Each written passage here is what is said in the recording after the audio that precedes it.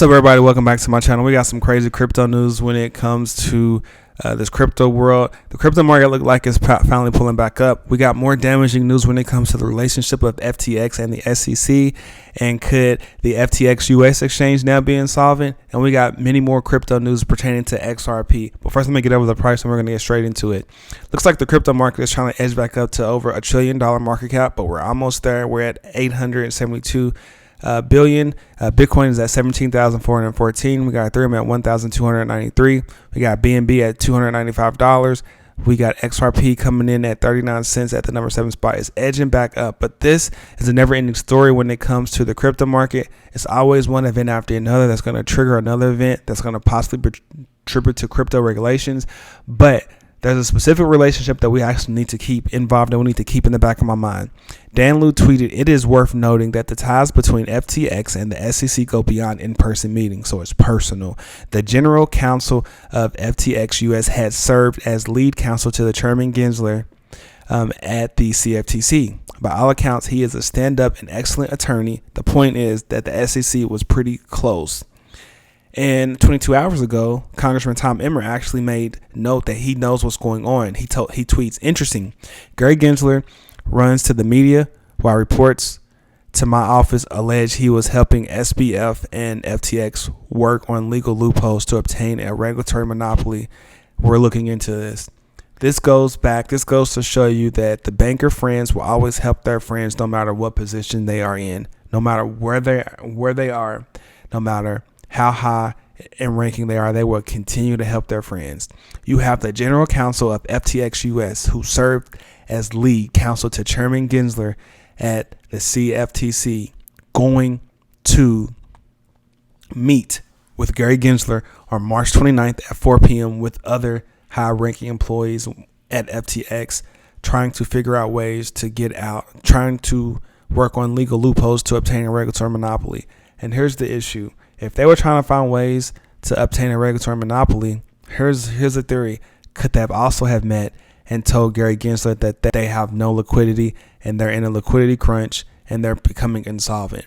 Folks, when it comes to FTX International, I know this isn't FTX US, but when it comes to FTX International, this is an issue because you have to know when you're running out of money.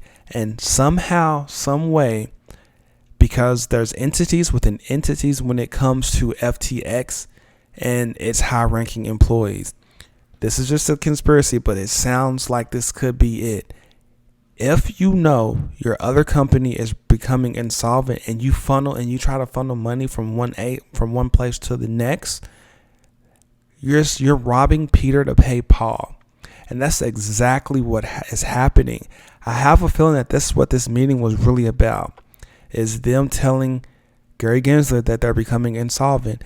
But because the FTX US served as lead as counsel to Gary Gensler while he was at the CFTC, this could be a reason why they met and say, "Hey, help us get out of this bind. We helped you, now you help us."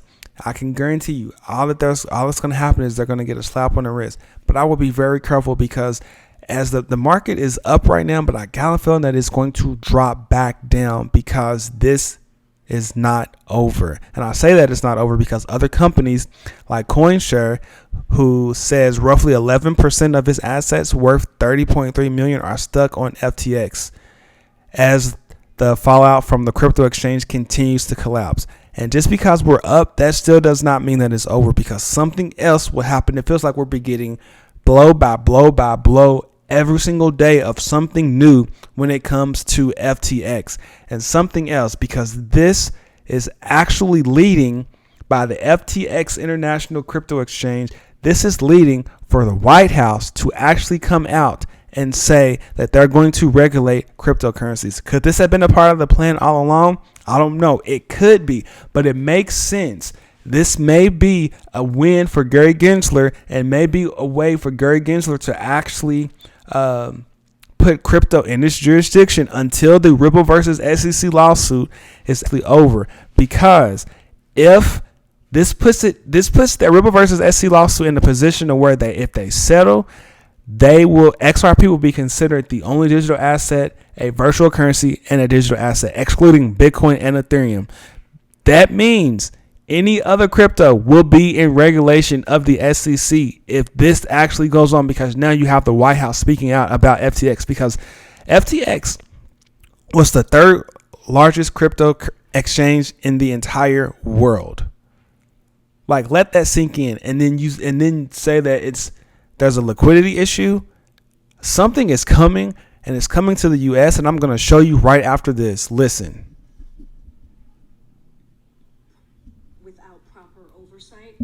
Cryptocurrencies, it risks harming everyday Americans. So this is something that clearly we monitor and that we see as an important issue. But the most recent news further underscores these concerns and highlights why prudent regulation of cryptocurrencies is indeed needed. The White House, along with the relevant agencies, will again closely monitor the situation as it develops. So that's the thing. I don't blame this, for happening, for them wanting to regulate cryptos. But what we have to understand is we can't paint every crypto under one broad brush. If we paint every crypto under one broad brush, then that is an issue, because every crypto does something differently. Mainly XRP is something in its whole nother nature. XRP is a virtual currency, and it was actually deemed a virtual currency by FinCEN some years ago. So why is this even going on? XRP is a liquidity tool that is supposed to free up all the pre-funded money across the world so we can send payments to and from each other within 3 to 5 seconds. So my thing is, if this Ripple versus SEC lawsuit wasn't in play and XRP was used for a liquidity tool, which that's how it was made, and for cross-border payments, let's be real. And if it was used as a liquidity tool, FTX would not be going through this. So I do feel like that this was a plan within a plan to hurt crypto exchanges and then to get his friend out of a bind. Because if XRP was set at a higher price, do you actually think there would be liquidity issues right now? Absolutely not. But yet we're here. And yet, given that FTX International is having this issues, there's a breaking news that as of yesterday at 12:31 on the FTX US website, trading may be halted on FTX US in a few days. Please close down any positions you want to close down. Withdrawals will remain open. We will give updates as we have them. And here's the issue with that. Because this means, even though FTX announced that the US territory for crypto exchange is okay, but then we get this message, trading will be halted, that means everything is not okay. And that means more downfall is coming. That means something else is going on internally during the FTX US exchange. Because, and what's making so messed up about it is Tom Brady and his wife have funds staked into FTX. They had over $650 million. I don't know if that's still there. They also made a Super Bowl commercial, and we all know that those ain't cheap. But first comes the trading with halts, then comes the halting withdrawals, and then comes FTX no longer being around. Folks, it's right there. It is happening, and I need y'all to actually understand what is going on and how this is so important that you need to get this situated. It's so important that the Coinbase CEO actually came out and said that we don't need to worry, that funds are safe, but I'm going to let you listen to it right now. So for Coinbase, this is a non-issue, and the reason is that we hold customer funds one-to-one backed, and you don't have to take our word for it. We are a public company, and so we publish audited financial statements by a big four accounting firm. And when we went public in the United States, we filed and registered an S-1 with the SEC, and we explained to them exactly how our business works. We showed them our audited financials, and they approved us as a company to go public. But here's the thing that we need to remember. Yes, funds may be safe on Coinbase because they have to be, because did an IPO. But you have to remember there's still fine print in their terms and conditions saying if for whatever reason Coinbase actually becomes insolvent with no liquidity and they have a liquidity crunch, and if they go bankrupt, they, at that point, crypto investors who have crypto on their platform become creditors, and they have to seek their money, kind of like how Mt. Gox did, and kind of like what FTX is actually doing. So that is an issue in itself. But here's the thing, folks. If you're uncomfortable with the Coinbase's fine terms, and if you're uncomfortable with FTX US, and if you have to get your crypto off an exchange and you don't want to get a crypto hardware wallet that makes you in control of your wallet, then folks, try Uphold. Uphold, I'm an affiliate partner with Uphold. If you ever wanted to join Uphold and you don't know how to do it, and you wanted to invest in XRP, this is the exchange to do it. This is the only crypto exchange that actually still believes that XRP is not a security. This is the only crypto exchange that has kept XRP up for buy, selling, trading, withdrawing, and doing whatever you need to do when it comes to XRP. This is the only crypto exchange that's done it. Customer service is great. I'm going to drop the affiliate link in the comments below if you want to sign up to them. But that's if you just don't trust any of the other exchanges, I would give them a try. But going on to breaking news when it comes to Ripple versus SEC, there is a new amicus brief, but it's actually in support of the SEC. I don't know why somebody would do this, but the New Sports Economy Institute filed a motion to file an amicus brief in support of the SEC. This is a joke, folks. I wonder if the SEC actually paid this company to do it, because you have over 75,000 XRP holders that saying that you did not protect investors. And we're also saying that we don't need your protection because we know what XRP is. This is like doing, and today's the last day for all briefs, all amicus briefs, all companies that want to be a part of the amicus brief support for Ripple to come in, because the SEC felt like that needed to be done. They need to try to find a way to control it, but they'll be coming in today. So we may be seeing some more support come in for Ripple, and we may not be.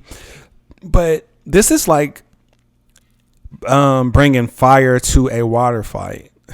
The SEC probably thinks that they just brought a big fireball or whatever you want to call it to a water fight, and Ripple was just going to just use water to douse out that fire.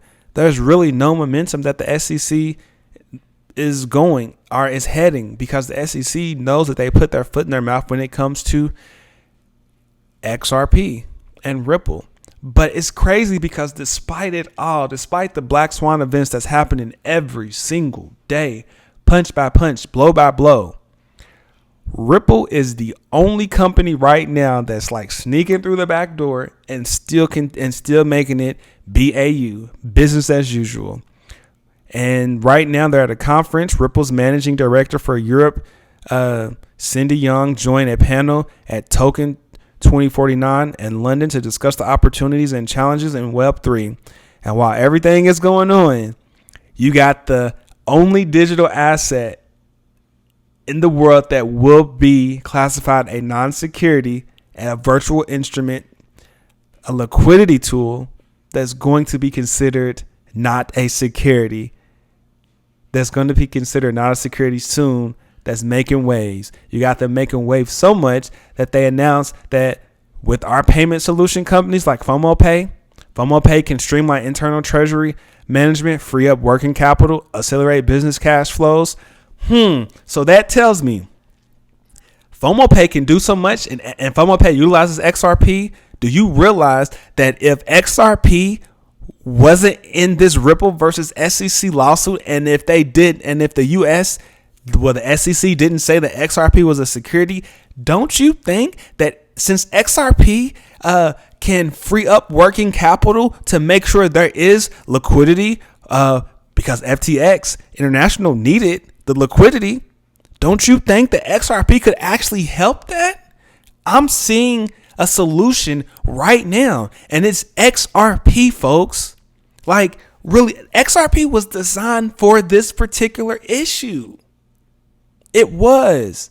But meanwhile, you have Gary Gensler over here going up and telling people that in order for someone to be a part of the big wigs and the big financial institutions when it comes to banks, that someone will have to give up 50% of their assets or give an incentive to be a part of that, because big banks don't want small companies like Ripple. And we know Ripple even though Ripple is big in the grand scheme of things, they're still considered small because of what's going on. This lawsuit was a weapon to help stop them be bigger. But we know that Ripple is going to be a bank. Ripple is going to be the lender of last resort. But this guy and his banker friends did not want that to happen. And if you don't believe me, I'm going to let him talk about it right now. Central monopolist with another central monopolist. A lot of commercial banks aren't terribly excited about that. Maybe you're going to have to give some ownership. Maybe you'll have to give 50% of your ownership to the 20 banks that are now, part of this. I mean, there are other ways to build incentive systems. Maybe you put a native token in there, and you give them the native token. So there may be other incentive ways to beat the current monopolist. But I, having been around commercial banks for a long time, they really are looking for ways to replace their aggregators in their back office, whether it's clearing, settlement, exchanges, credit agencies. But they are deeply understanding, because they are pretty ambitious and very good at making money as well. They deeply understand that every idea that's pitched to them is somebody who currently is small but wants to get big and gain market power. So they're also always thinking about how to ensure that there's a check to slow down your startup from gaining market power 5, 10, and 15 years from now. They don't want you to be the next clearinghouse like the Chicago Mercantile Exchange or Intercontinental Exchange. They don't want you to be the next central node of market power. So you might share some of that with them, or you might find an incentive system. And there you have it. It is all about the XRP Escrow. That XRP Escrow will make Ripple the most powerful company in the entire world. But bankers don't want that. They're saying, nope, we want 50% of your assets, or give us some type of incentive to incorporate XRP into the current banking financial system. And that's what they're actually fighting for. I don't know how that's going to work. I don't know how that's going to end up, but I do know that Ripple will be a bank sooner or later and will be the lender of last resort. But let us not forget, XRP is considered a security by the SEC, and it shouldn't be. Everywhere else in the U.S. is not a security, and everywhere else in the entire world is not a security. But XRP is a liquidity tool. FTX is experiencing liquidity issues. FTX US has, in the next few days, will be halting trading. Eventually, they will be halting withdrawals.